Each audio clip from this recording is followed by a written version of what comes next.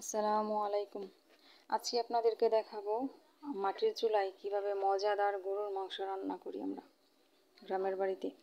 তো এ পর্যায়ে নিয়েছি রসুন, তারপর নিয়েছি আদা, তারপর নিয়েছি জিরা।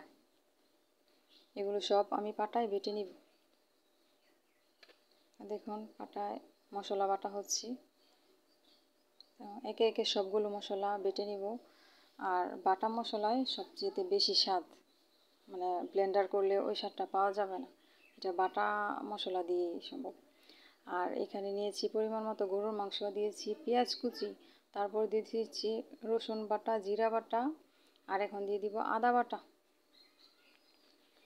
তারপর দিয়ে দিব পরিমাণ মতো লবণ। এখন দিয়ে দিব 2 চামচ মরিচের গুঁড়া, 1 চামচ দিয়েছি হলুদের গুঁড়া। আর এখন দিব সরিষার তেল, সবশেষে দিয়ে ভালো করে মাখাতে হবে।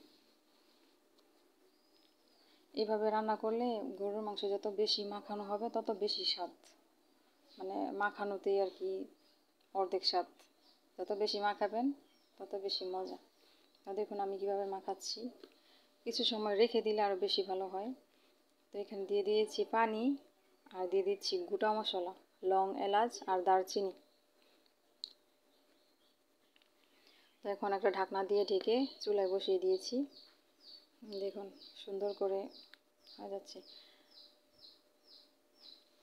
এই পর্যায়ে বলক চলে আসছে, এখন একটু নেড়ে দিব, কারণ মশলা যখন ঘন হয়ে আসে তখন নিচ দিয়ে লেগে যাওয়ার সম্ভাবনা আছে। তো অনবরত একটু পরে পরে নাড়তে হবে।